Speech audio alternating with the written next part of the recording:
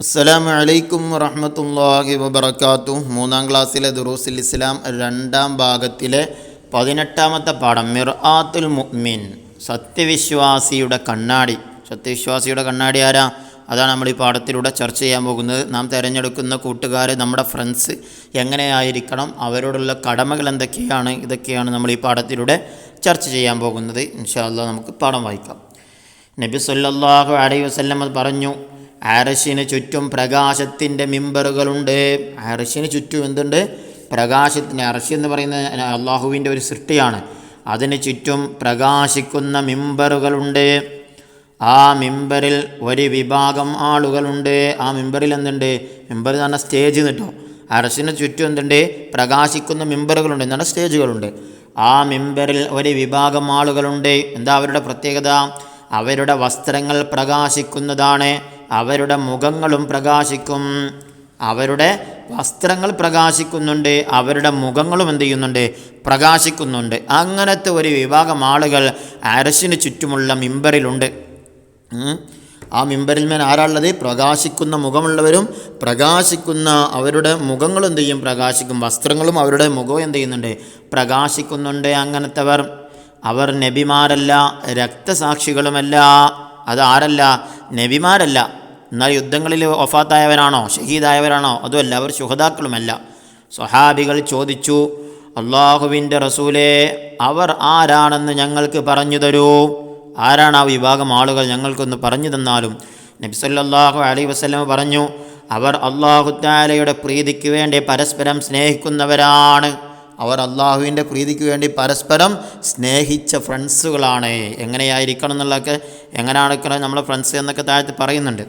അവർ അള്ളാഹു തആലയുടെ പ്രീതിക്ക് വേണ്ടി പരസ്പരം സ്നേഹിക്കുന്നവരാണ്, അള്ളാഹു തആലയുടെ പ്രീതിക്ക് വേണ്ടി കൂടിയിരിക്കുന്നവരാണ്. അവർ കൂടിയിരിക്കുന്ന സമയത്തൊക്കെ അള്ളാഹിൻ്റെ പ്രീതിക്ക് വേണ്ടിയുള്ള സംസാരങ്ങളും അതിനു വേണ്ടിയുള്ള പ്രവർത്തനങ്ങളും ആ രൂപത്തിലുള്ള കാര്യങ്ങൾ ചെയ്യുന്നവരാണ്.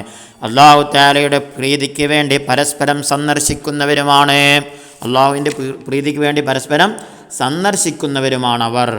അങ്ങനത്തെ 3 വിഭാഗം ആളുകൾ അവരാണ് അർശിൻ്റെ ചുറ്റുമുള്ള ആ മിമ്പറിൽ ഇരിക്കുന്നത്. അവരുടെ വസ്ത്രങ്ങൾ തിളങ്ങുന്നുണ്ട്, അവരുടെ മുഖങ്ങൾ തിളങ്ങുന്നുണ്ട്. അതാരാണെന്ന് ചോദിച്ചപ്പോൾ നബി തങ്ങൾ പറഞ്ഞു കൊടുത്തതാണ് എന്തേ? അവർ ആരാണ്? അള്ളാഹു തആലയുടെ പ്രീതിക്ക് വേണ്ടി പരസ്പരം സ്നേഹിക്കുന്നവരാണ്, അള്ളാഹു തആലയുടെ പ്രീതിക്ക് വേണ്ടി കൂടിയിരിക്കുന്നവരാണ്, അള്ളാഹു തആലയുടെ പ്രീതിക്ക് വേണ്ടി പരസ്പരം സന്ദർശിക്കുന്നവരുമാണവർ. ഇനി ബാക്കി നോക്കുക. ഉസ്താദ് പറഞ്ഞു, നന്മയിൽ പരസ്പരം സ്നേഹിക്കുകയും കൂട്ടുകൂടുകയും ചെയ്യുന്ന നല്ല സുഹൃത്തുക്കൾക്ക് ലഭിക്കുന്ന പ്രതിഫലമാണ് നബി സല്ലല്ലാഹു അലൈഹി വസല്ലം ഇവിടെ പറഞ്ഞിരിക്കുന്നത്. എന്താ പറഞ്ഞത്? നന്മയിൽ പരസ്പരം സ്നേഹിക്കുകയും കൂട്ടുകൂടുകയും ചെയ്യുന്ന നല്ല സുഹൃത്തുക്കൾക്ക് ലഭിക്കുന്ന പ്രതിഫലമാണ് നബിതങ്ങൾ ഈ വിവരിച്ചത്. നന്മയിൽ പരസ്പരം സ്നേഹിക്കുകയും കൂട്ടുകൂടുകയും ചെയ്യുന്നത്. വേണ്ടാത്ത പ്രവർത്തനങ്ങൾക്കല്ല കൂട്ടുകൂടിയത്, പിന്നെ നല്ല കാര്യങ്ങൾക്ക് വേണ്ടി. അവൻ പള്ളിക്കൊക്കെ പോകും, അതുപോലെ തന്നെ അവൻ നല്ല കാര്യങ്ങളൊക്കെ ചെയ്യുന്നതിന് മുമ്പന്തിയാണ്. അപ്പോൾ അവനോട് നമുക്കൊരു കൂട്ടുകൂടുക. അങ്ങനത്തെ നന്മയിൽ പരസ്പരം സ്നേഹിക്കുകയും കൂട്ടുകൂടുകയും ചെയ്യുന്ന നല്ല സുഹൃത്തുക്കൾക്കുള്ള പ്രതിഫലമാണ് നബിതങ്ങൾ ഈ പറഞ്ഞത്. ഈമാനും തഖ്വയുമുള്ളവരായിരിക്കണം നമ്മുടെ കൂട്ടുകാർ. ആരായിരിക്കണം നമ്മുടെ കൂട്ടുകാർ? ഈമാനും തഖ്വയുമുള്ളവരായിരിക്കണം നമ്മുടെ കൂട്ടുകാർ. വിശ്വാസമുള്ളവരും അതുപോലെ തന്നെ അള്ളാഹുവിനെ പേടിച്ച് ജീവിക്കുന്നവർ, അള്ളാഹു തആലക്ക് ഇബാദത്ത് ചെയ്യുന്നവർ, അള്ളാഹു തആലയെ സ്നേഹിക്കുന്നവർ, നബി സല്ലല്ലാഹു അലൈഹി വസല്ലമയെ സ്നേഹിക്കുന്നവർ, അവരായിരിക്കണം നമ്മുടെ കൂട്ടുകാർ. നമ്മുടെ കൂട്ടുകെട്ട് നല്ലതിനായിരിക്കണം. നമ്മുടെ കൂട്ടുകെട്ട് എന്തിനായിരിക്കണം? നല്ലതിനായിരിക്കണം. വേണ്ടാത്ത പ്രവർത്തനങ്ങൾക്ക് എന്ത് ചെയ്യരുത്? കൂട്ടുകൂടരുത്. അതിനനുസരിച്ചുള്ള ആളുകൾ നമ്മൾ കൂട്ടുകൂടിയാൽ, നല്ല മനുഷ്യന്മാരോട് നമ്മൾ കൂട്ടുകൂടിയാൽ നമ്മൾ നന്നാവും. ചീത്തവരോട് കൂട്ടുകൂടിയാലോ അവരുടെ സ്വഭാവം നമുക്കും കിട്ടും. അങ്ങനെയാണല്ലോ. അപ്പോൾ നമ്മുടെ കൂട്ടുകെട്ട് നല്ലതിനായിരിക്കണം.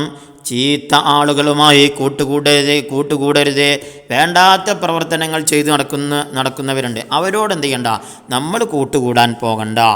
കൂട്ടിന് തിരഞ്ഞെടുക്കുന്ന സ്നേഹിതൻ ബുദ്ധിമാനും സൽസ്വഭാവിയും സദാചാരിയും സുന്നിയും ദുന്യാവിൽ അത്യാഗ്രഹമില്ലാത്തവനുമായിരിക്കണമെന്ന് ഇമാം ഗസ്സാലി റഹിമഹുല്ല പറഞ്ഞിട്ടുണ്ട്. കൂട്ടിന് തിരഞ്ഞെടുക്കുന്നവൻ എങ്ങനെയുള്ളവനായിരിക്കണം എന്നാണ് ഗസ്സാലി ഇമാം പറഞ്ഞത്. അതാ പറയുന്നു, കൂട്ടിന് തിരഞ്ഞെടുക്കുന്ന സ്നേഹിതൻ ബുദ്ധിമാനായിരിക്കണം. അവൻ ആരായിരിക്കണം? ബുദ്ധിയുള്ളവനായിരിക്കണം. സൽ സ്വഭാവിയായിരിക്കണം, നല്ല സ്വഭാവത്തിൻ്റെ ഉടമയായിരിക്കണം. അഹങ്കാരമുള്ളവരും വേണ്ടാത്ത ചിന്ത മറ്റുള്ളവരെ കുറ്റം പറഞ്ഞ് കളിയാക്കി നടക്കുന്നവരെ നമ്മളെന്ത് ചെയ്യരുത്, കൂട്ടുകാരാക്കരുത്. സദാചാരിയും സുന്നിയും ദുന്യാവിൽ അത്യാഗ്രഹമില്ലാത്തവനുമായിരിക്കണം. ആര്? സദാചാരിയായി സുന്നിയായിരിക്കണം, ദുന്യാവിൽ അത്യാഗ്രഹമില്ലാത്തവനായിരിക്കണം നമ്മൾ കൂട്ടിന് തിരഞ്ഞെടുക്കുന്നവൻ എന്നാര് പറഞ്ഞതാ? ബഹുമാനപ്പെട്ട ഇമാം ഗസ്സാലി റളിയല്ലാഹു അൻഹു പറഞ്ഞതാണത്. ഇനി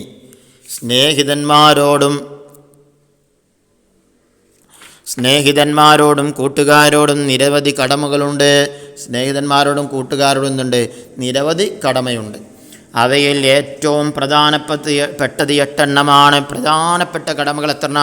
8 എണ്ണമാണ്. ഒന്ന്, സാമ്പത്തിക സഹായം നൽകുക. നമ്മളെ കൂട്ടുകാരനെ അവനക്ക് എന്തെങ്കിലും വിഷമമുണ്ടെങ്കിൽ, സാമ്പത്തികമായിട്ട് വല്ല പ്രയാസം ഉണ്ടെങ്കിൽ എന്ത് ചെയ്യുക? അവനെ സഹായിച്ചു കൊടുക്കുക. അത് സാമ്പത്തിക സഹായം നൽകുക. 2, ശാരീരിക സഹായം നൽകുക. ശാരീരിക സഹായം എന്ന് പറഞ്ഞാൽ അവൻ്റെ വീട്ടിൽ എന്തെങ്കിലും പരിപാടി ഉണ്ട്, അല്ലെങ്കിൽ എന്തെങ്കിലും ജോലികളുണ്ടെന്ന് അതിലൊക്കെ എന്ത് ചെയ്യുക? അവനോട് കൂടെ എന്ത് ചെയ്യുക? സഹായിച്ചു കൊടുക്കുക, അതിലൊക്കെ പങ്കുചേർന്നുകൊണ്ട്. 3, അവനെ വേദനിപ്പിക്കുന്ന ഒരു കാര്യവും ചെയ്യാതിരിക്കുക. അവനെ വേദനിപ്പിക്കുന്ന ഒരു കാര്യം പോലും നമ്മളെന്ത് ചെയ്യരുത്. അത് അവനോടുള്ള കടമയാണ്. 4, സ്നേഹം അറിയിക്കുകയും നന്മകളെ പ്രശംസിക്കുകയും ഉപകാരത്തിന് നന്ദി പറയുകയും ചെയ്യുക. സ്നേഹം അറിയിക്കുക, നന്മകളെ പ്രശംസിക്കുക. അവൻ എന്തെങ്കിലുമൊക്കെ ചെയ്തെന്നാൽ എന്ത് ചെയ്യുക? അതിനൊക്കെ പ്രശംസിക്കുക. അതുപോലെ തന്നെ ഉപകാരത്തിന് നന്ദി പറയുകയും ചെയ്യുക. അവനെന്തെങ്കിലും ചെയ്തു തന്നാലൊക്കെ എന്ത് ചെയ്യുക? നന്ദി പറയുക. 5, അനിഷ്ടകരമായ കാര്യങ്ങൾക്ക് മാപ്പ് നൽകുക. ഇഷ്ടമില്ലാത്ത എന്തെങ്കിലും ഒരു കാര്യം അവനിൽ നിന്ന് സംഭവിച്ചു കഴിഞ്ഞാൽ, നമുക്കിഷ്ടമില്ലാത്ത ഒരു കാര്യം നമ്മുടെ കൂട്ടുകാരിൽ നിന്ന് സംഭവിച്ചു എന്നാൽ അവനക്ക് എന്ത് ചെയ്യുക? മാപ്പ് ചെയ്തു കൊടുക്കുക. 6, ജീവിതകാലത്തും മരണാനന്തരവും അവന് വേണ്ടി പ്രാർത്ഥിക്കുക. ജീവിതകാലത്തും കൂട്ടുകാരന് വേണ്ടി പ്രാർത്ഥിക്കണം.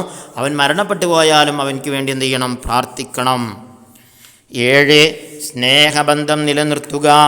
സ്നേഹബന്ധം ചെയ്യുക, നിലനിർത്തുക. മരണാനന്തരം അവൻ്റെ ബന്ധുക്കളോടും സ്നേഹിതന്മാരോടും സ്നേഹബന്ധം പുലർത്തുക. നമ്മുടെ സ്നേഹിതൻ കൂട്ടുകാരൻ എന്ത് ചെയ്തു? മരിച്ചു. എന്നാൽ അവൻ്റെ ബന്ധുക്കളോടും അവൻ്റെ സ്നേഹിതന്മാരോടും എന്ത് പുലർത്തുക? സ്നേഹബന്ധം പുലർത്തുക. 8, അവന് വിഷമകരമായ ഒരു കാര്യവും ആവശ്യപ്പെടാതിരിക്കുക. അവനോട് ആവശ്യപ്പെട്ടാൽ അവനത് തരും, പക്ഷെ അവനക്കൊരു വിഷമുണ്ടാക്കുന്ന സംഗതിയാണ്. അങ്ങനത്തെ കാര്യം നമ്മൾ അവനോട് എന്ത് ചെയ്യുക? ആവശ്യപ്പെടാതിരിക്കുക. ചിലപ്പോൾ സാമ്പത്തികമായിട്ട് എന്തെങ്കിലും ആവശ്യമുണ്ടെങ്കിൽ നമുക്കറിയാം, നമ്മളെ കൂട്ടുകാരൻ്റെ അവസ്ഥ നമുക്കറിയാം. അപ്പോൾ അവനോട് ചോദിച്ചാൽ അവനക്ക് പ്രയാസമാകും എന്ന് കണ്ടാൽ പിന്നെന്ത് ചെയ്യരുത്? അവനോട് ചോദിക്കരുത്. അതാ പറഞ്ഞ അവന് വിഷമകരമായ ഒരു കാര്യവും ആവശ്യപ്പെടാതിരിക്കുക. അൽ മർഉ അലാ ദീനി ഖലീലിഹി. ഏതൊരാളും അവൻ്റെ കൂട്ടുകാരൻ്റെ ചര്യയനുസരിച്ച് വിലയിരുത്തപ്പെടും. ഏതൊരാളും അവൻ്റെ കൂട്ടുകാരൻ്റെ ചര്യയനുസരിച്ച് വിലയിരുത്തപ്പെടും. നമ്മുടെ കൂട്ടുകാരൻ നല്ലവനാണോ എന്നാൽ നമ്മളോ നല്ലവരുടെ കൂട്ടത്തിൽ ആൾക്കാരെന്താ പറയുക? ഓനെ മറ്റേ നമ്മളെ മുബശ്ശിറിൻ്റെ കൂടെയാണ്, മുബശ്ശിർ ആ ചെക്കൻ നല്ല കുട്ടിയാണ്, നമ്മൾ പള്ളിയൊക്കെ പോകണ മനുഷ്യനാണ്, നല്ല കുട്ടിയാണ് പറയും.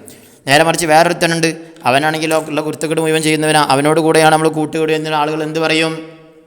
എന്ത് വിലയിരുത്തും നമ്മെ പറ്റി? ഓ മറ്റവൻ്റെ പല്ല കൂടിയിരിക്കണത്, ആ ചെക്ക അങ്ങനെയാണ്, അങ്ങനെയാണ്. അപ്പോൾ അതിൽ നമ്മൾ എന്ത് ചെയ്യും? അപ്പോൾ മറ്റവൻ്റെ കൂടെ കൂടിയതുകൊണ്ടാണ് അവൻ്റെ സ്വഭാവം അങ്ങനെ ആയത്. അപ്പോൾ നമ്മളെന്ത് ചെയ്യണം? കൂട്ടിന് തിരഞ്ഞെടുക്കുന്നവർ നല്ല സൽ സ്വഭാവമുള്ളവരായിരിക്കണം.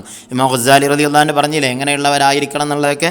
ഇൻഷാ അല്ലാഹ് ഇനി നമുക്ക് തദ്രീബാത്ത് വായിക്കാം. ഒന്നാമത് നഫ്ഹമു വനഖറ, വായിച്ച് മനസ്സിലാക്കാനുള്ളതാണ്. മിമ്പർ, സ്റ്റേജ്, നൂറ്, പ്രകാശം, തഖ്വ, ഭയഭക്തി, മുഅ്മിനും, സത്യവിശ്വാസി. ബാക്കിയുള്ളതൊക്കെ ഇതേ രൂപത്തിൽ വായിച്ച് മനസ്സിലാക്കുക. ഇനി രണ്ടാമത്തേത് നുജീബ്, ഉത്തരം എഴുതാനാണ്. 1, കൂട്ടുകാരെ തിരഞ്ഞെടുക്കുമ്പോൾ എന്തെല്ലാം ശ്രദ്ധിക്കണം? ആൻസർ: ബുദ്ധിമാനും സൽസ്വഭാവിയും സദാചാരിയും സുന്നിയും ദുന്യാവിൽ ഐഹിക വിരക്തിയുള്ളവനുമാകണം. അതിൽ രണ്ടാമത്തേത് അർശിന് ചുറ്റുമുള്ള മിമ്പറുകളിൽ ഇരിക്കുന്നവർ എങ്ങനെയുള്ളവരാണ്? അതിൻ്റെ ആൻസർ: അവർ അല്ലാഹു തആലയുടെ പ്രീതിക്ക് വേണ്ടി പരസ്പരം സ്നേഹിക്കുന്നവരാണ്. അല്ലാഹു തആലയുടെ പ്രീതിക്ക് വേണ്ടി കൂടിയിരിക്കുന്നവരാണ്.